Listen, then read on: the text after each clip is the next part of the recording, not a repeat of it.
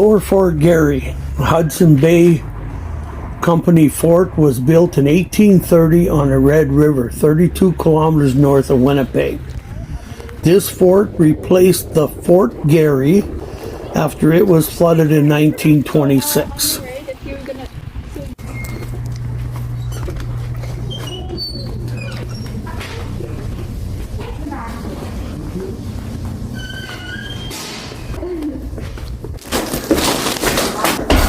And I'll go back. But have the door locked. Thank you. It's a place of monarchs.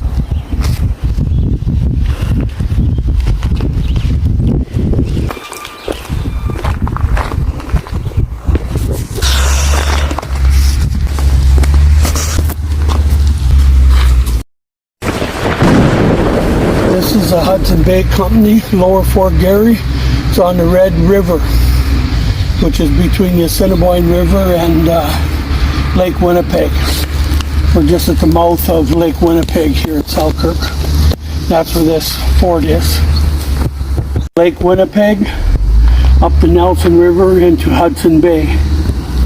Hence, Hudson Bay Company. Postmaster, you know. You handle the mail. No, I don't deliver the mail. So this is a Hudson's Bay Company post. I'm actually in charge of the day-to-day operations at this post. There's a lot of officers So when you here. say postmaster, you mean the fort is a post, Yeah. and you're the master of the Well, post. yeah, to a degree. There's a lot of officers here that are much higher level than me, and so they do a lot of the higher up stuff. But I'll be in charge of a lot of the day-to-day stuff, like, you know, hiring day laborers or doing a lot of the trading that takes place on site. But have you been here to Lower Fort Garry before? Yeah, years ago. Years ago. Okay, well, you probably know who's in charge of the site then, right? Yeah, Parks Canada. The artifacts we have behind the ropes and stuff, we just want to keep them behind the ropes and kind of protect them, presenting them to you, and we're celebrating the history here, preserving the site.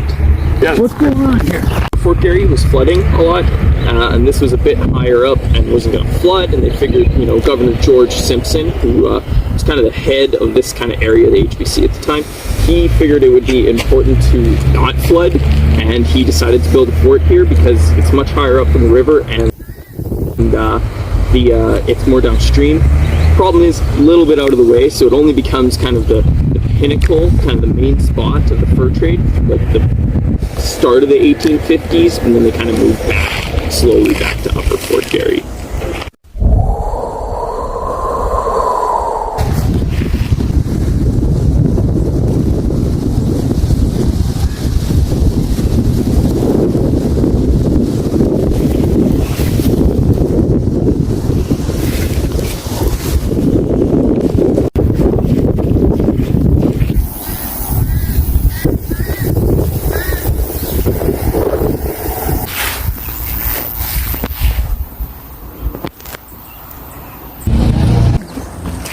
Sit on an 8-foot log, you don't need a 6-foot fence.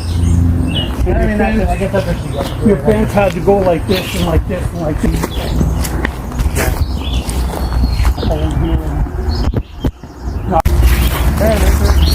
Yeah, he's a carpenter.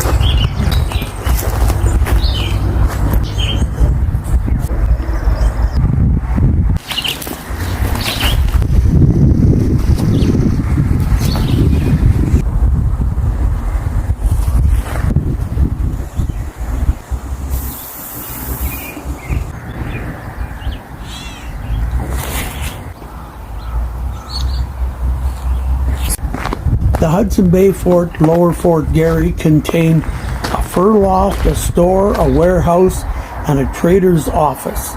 The big house was the residence of the governor of the Hudson Bay Company. Building construction used local limestone. I'm actually the lady's maid for Mrs. Colville, the governor's wife. My name is Mrs. James.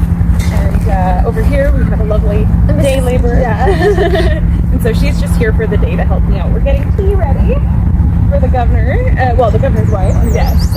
And she's, I believe, hanging out at Mrs. Ross's. Yeah.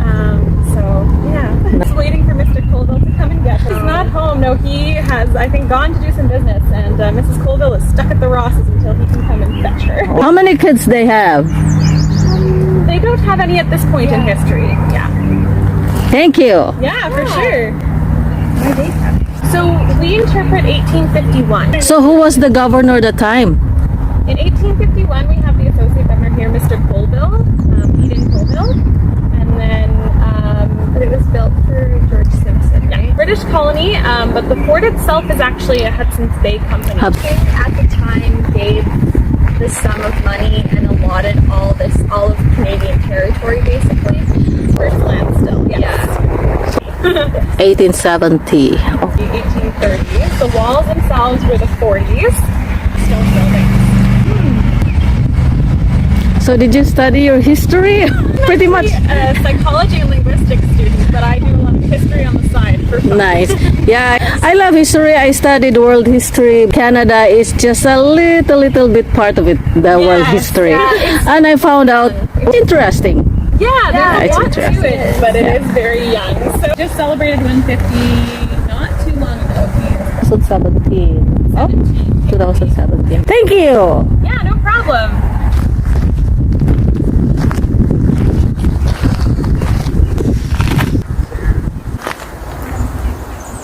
Tanning. Normally we wouldn't be tanning, but since Mrs. Colville isn't here. That blanket is familiar. That's the sign of the Hudson Bay Company. The Hudson's Bay thing. It's called a York boat. York boat? A York boat, yeah. And so they'd have a whole bunch of tripsmen loading up a bunch of things that they put in like the store, just like furs and flour and stuff. They put it all in the York boats, and they'd have to carry it from here somehow, get it from here to York Factory up near Churchill. Churchill, Manitoba. Yeah, so way up north there.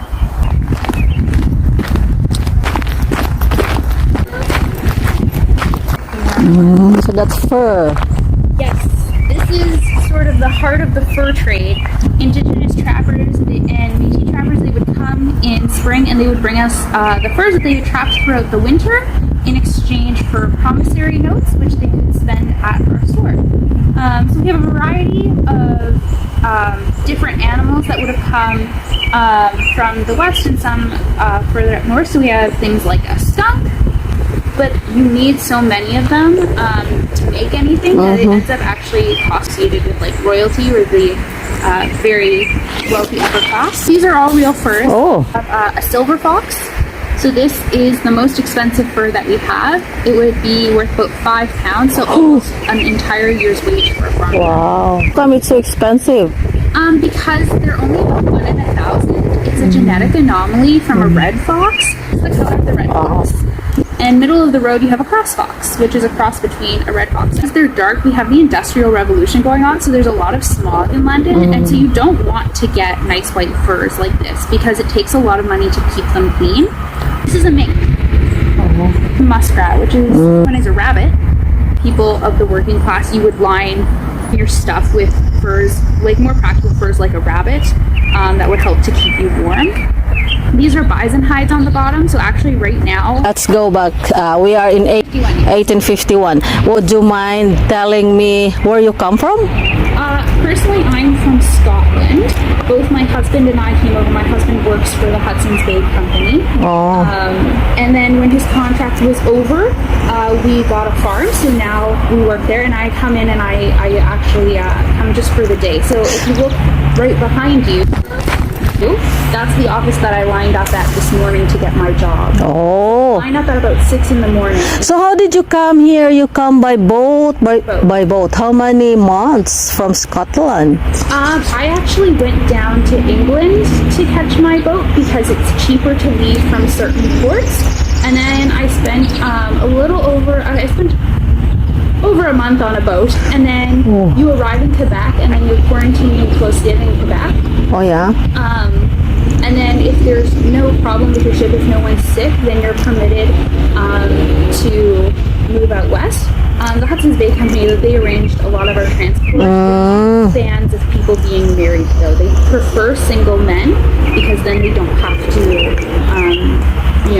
move people as a family. During the time, you don't need paperwork, passport, and whatever, just to Scotland to here. You would need to buy tickets, you would have papers, you would have to register. Oh. There's a lot less rules regarding immigration than we have now. Yeah. Right now, most people are not immigrating here like to the Midwest.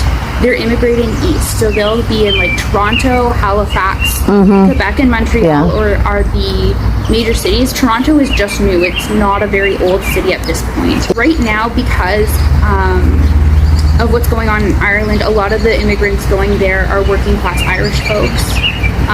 So that's a lot of your European immigration there. Here, the majority of people are Métis. About 85% plus of the population are of Métis ancestry. But you also have the Selkirt settlers that arrive in 1812. So there's a lot of Scottish folks. The Hudson's Bay Company hires a lot of people from the north of Scotland as well.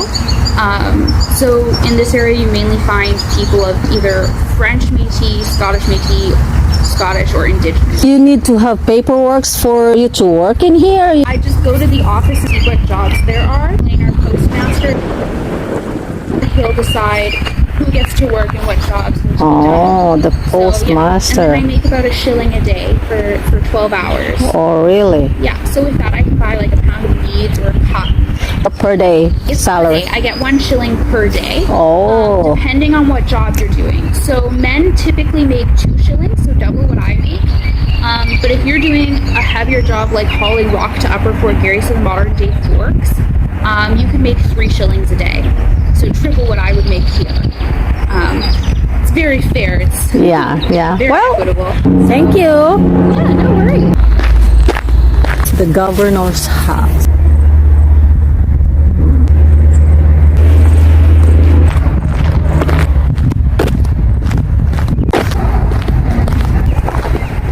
Hello, bonjour. Hello. How's your trip so far? Very good. Very good. That's good. Yeah. Thank you. Bye-bye.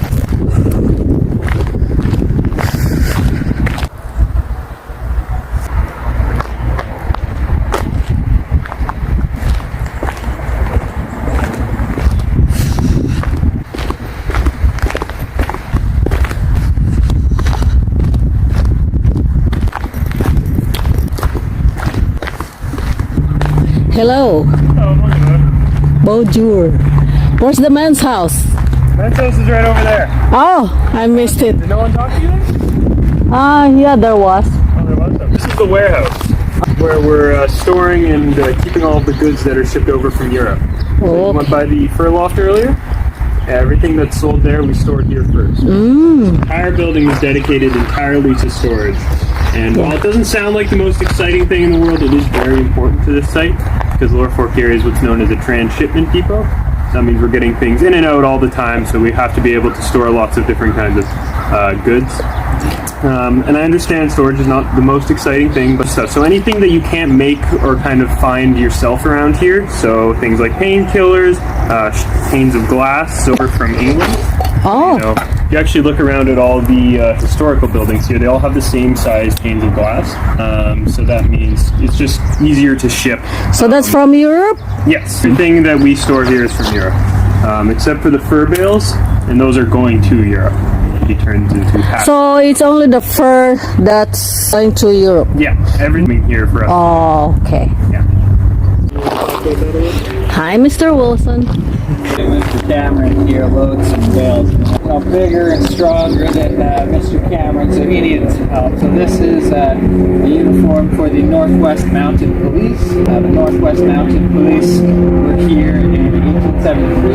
In 1873, Canada was confederated in 1867. So their purpose was to kind of create a Canadian presence out in the West where provinces hadn't yet been formed. So they are now, yes, the RCMP, yeah. So these were kind of the origins. So where did you come from, Mr. Cameron? Born here, you know, my European father actually came over from Scotland. Okay, what about you? Are you from Scotland too? I am from Scotland, yeah. Oh. The Orkney Islands, up in northern Scotland. It's actually the last stop on the boat on the way here. When I turned 18, I decided to come out and make a living. I heard that there was opportunity to buy land, which isn't very common back in Scotland. Like a 4-week journey. 4 weeks. Okay. How was your journey? Fun? It was not fun. Not very seasick. Oh. Vomiting a lot. It was kind of dangerous. I made it. I have not yet purchased my farm, which is why I'm here working with Mr. Cameron today. How much you earn? Per hour or per day? Per day. How much you earn? Well, yeah, so I don't actually have a contract yet. I'm just trying to prove my worth. 2 shillings a day. 2 shillings. Hopefully the governor will see my worth and offer me a contract. Thank you. You're very welcome.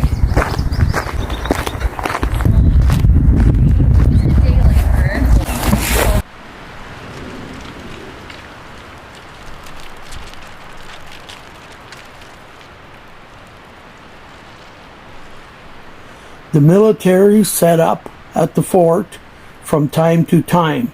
In 1846, British troops, the 6th Regiment of the Foot, were sent there when the boundary between the United States, Oregon Territory, and British Columbia were in dispute.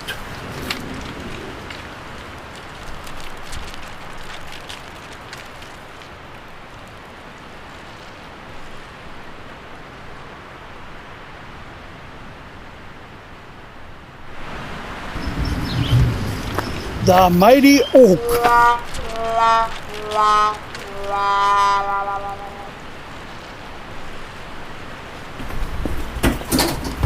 In 1951, Hudson Bay Company gave Lower Fort Garry to the federal government. In 1958, the federal government made it a National Historic Site. In 2011, it was named as one of the top 10 National Historic Sites in Canada by Canada's History magazine.